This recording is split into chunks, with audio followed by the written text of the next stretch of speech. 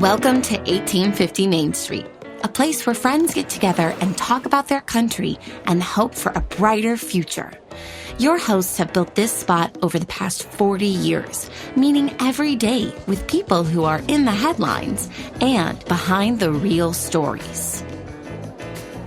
Today at the table, we have David Zanotti and Rob Walgate, the president and vice president of the American Policy Roundtable, asking the question, where do you get your news?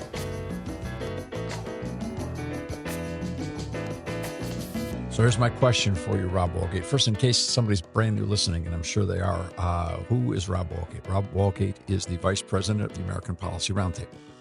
What else do you do? I'm a husband. I'm a father. I serve on the board of my local Christian school.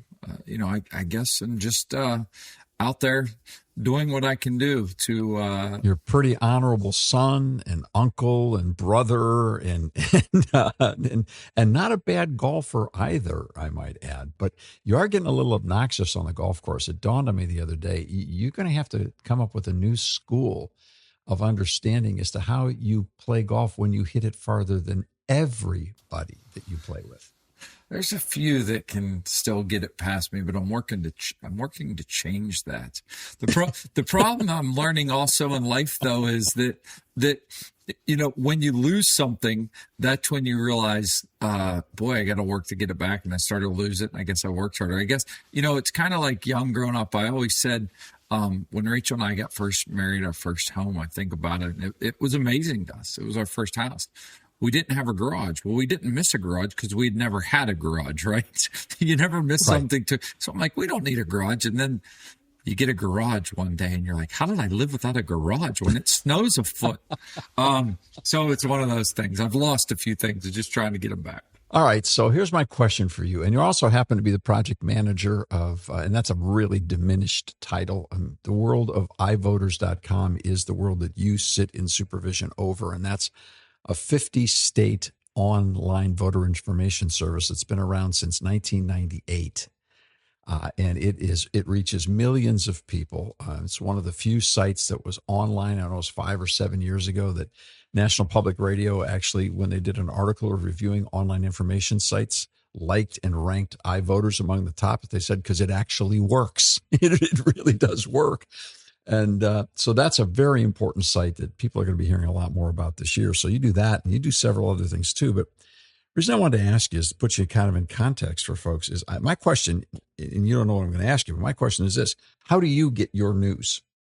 I get my news, a lot of it online, but I go straight to sources.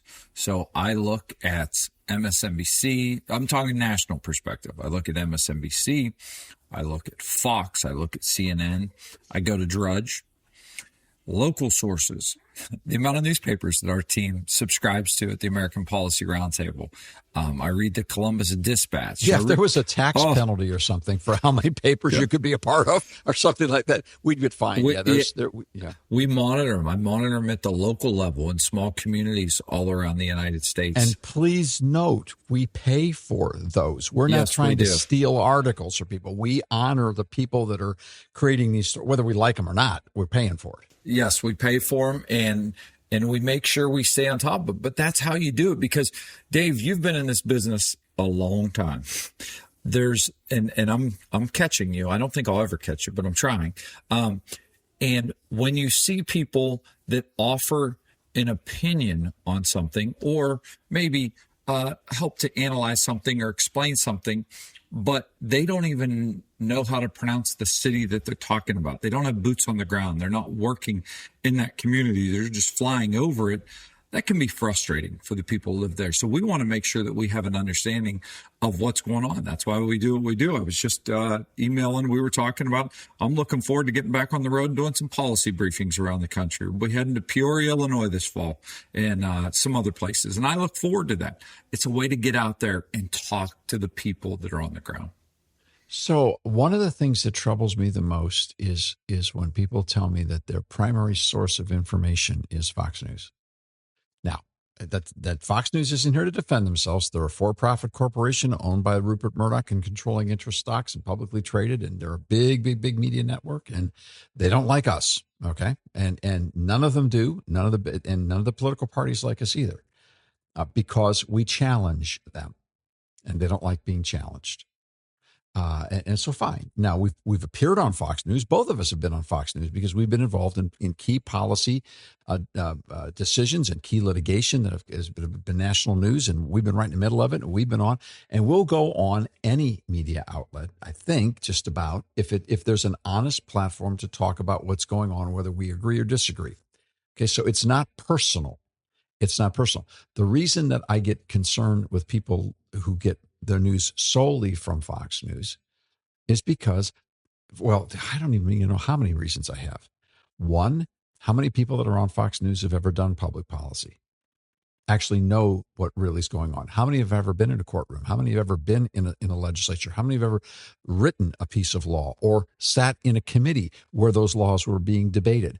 Or who has? Now, there are some people there really are, and those people are easier to listen to than others, but a lot of what happens is you have personality-driven news programming that spends more money on hair and makeup than we spend annually as an organization.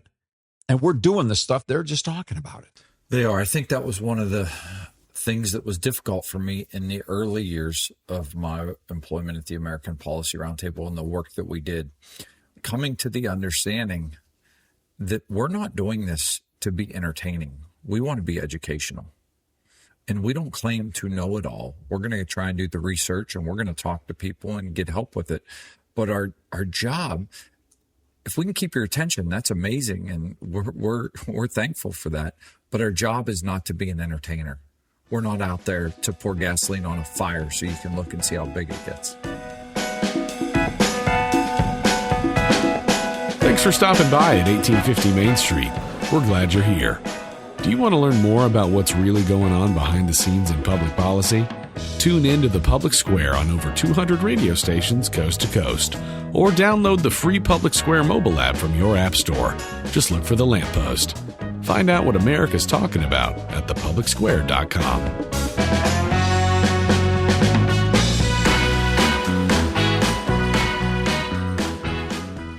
Now, the other thing that troubles me, and we're using Fox as an example because people might think that, well, because we are considered a conservative organization, we wouldn't dare touch Fox. Well, yeah, let's use Fox as the example.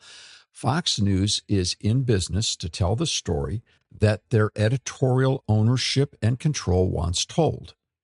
Free speech is limited on Fox News, as it is on CNN and MSNBC and all the other cable organizations, because they are now silos. They are silos for management. They do what they're told. NBC News in New York does what Comcast permits to be done. ABC does what Disney permits to be done. And Fox does what the Rupert Murdoch family permits to be done. Bottom line, cross them, you're gone. See Glenn Beck, see Tucker Carlson, and others. Greta, okay? There's a long list of names. I'm flashing back, Dave, to the show that we did on the Public Square that highlighted the ownership of media in this country. Yep. And how few corporations are at the top, but they have their fingers in so many different media outlets and control all of them. Now, so I wish it was easy to say if you just take one silo or the other, you're going to be safe. But there's another thing we got to remember. The silos create an audience, track the audience, build the audience, get the audience riled up and listening and staying with them for the purpose of then selling that audience on the retail market in regards to clickbait and information gathering. Right? That's not just the 8 million drug commercials that are on every siloed news site, left, right, and in between, but all the other stuff that goes on. But then all of the online stuff and all of the clickbait. This is an endless way of generating cash from an audience that you want hooked on your product. Now, they have every right to do it. It's not illegal. It is free speech. It is protected under the First Amendment. But we have to be honest, because we're not going to be able to have a very good governing platform in this country if the world's divided into silos, and the silos certainly aren't necessarily being honest. They've got multiple mixed agendas. It's problematic. So what do we do? And this people get mad at me. They say, you don't understand it's like you take away the last thing I've got that holds my head together. This stuff is maddening to me. Okay. Well, look, we're in a tough time. We're in a tough time. I mean, you just heard Rob Walgate, the VP of the American Policy Roundtable, say he's got to go through endless sites. It's hard work if you want to know what's going on. It is hard work. And I'll add one more to the list now. I do monitor and go through Twitter, X, and thankful for Elon Musk for exposing the things that he did. And now that platform seems to be a little bit better and less controlled or having things pushed. But I'll say this, the reason it's difficult to get news and information there, if it's not articles, is because in today's world, first seems to trump accuracy. So people will put on there, if it's not an article, they will put something that may not be accurate at all, but it's an attention grabber. And you're like, oh, can you believe this happened? Look at this. Oh my goodness. And it's not accurate. I think the process had a little more validity to it when you had to write it, type it out, an editor had to look at it, and it went to print for the next morning. We all seem to benefit. The 24-hour news cycle hasn't made us smarter. And social media has really inflated that. There's far less accountability there than almost anywhere else, and it is so prone to clickbait and so prone to social media hysteria and all of that stuff. It's problematic. So the first thing is it's hard work. You got to balance and counterbalance the sources. Now, I could fall right into my own trap right here and say, that's why you should be listening to the Public Square and you should be listening to 1850 Main Street. No, we're not the answer. We'd like to be part of the solution, but we're not the answer. Why do we do what we do?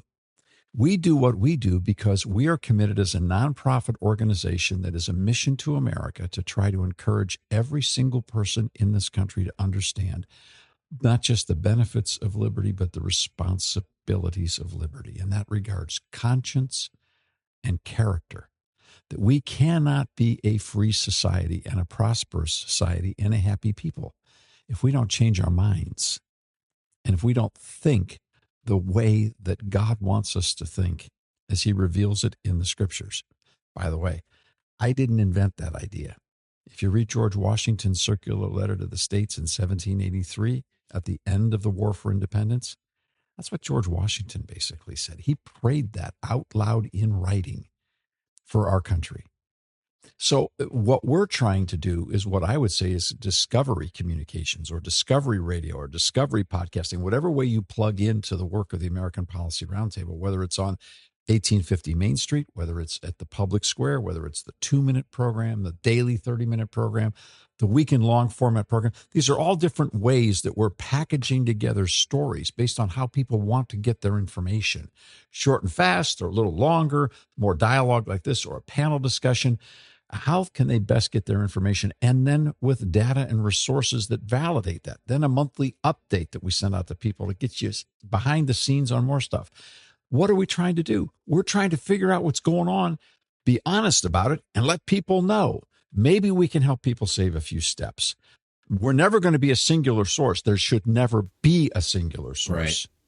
But if we figure something out, we're going to talk about it. And that is exactly why we do ivoters.com when it comes to election season, because we want to provide people with all the sources at their fingertips so they can do their own research, their own homework. They can make a decision for themselves, and they don't have to rely on the 30-second commercials that tells you that this candidate kicks puppies and this one, does everything great.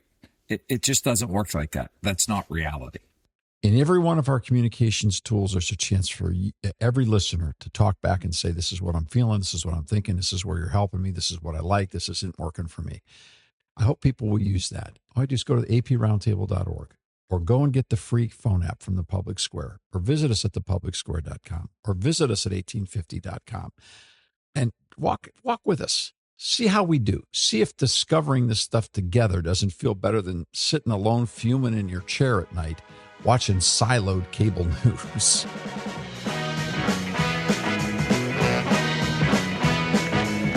The conversations are just getting started.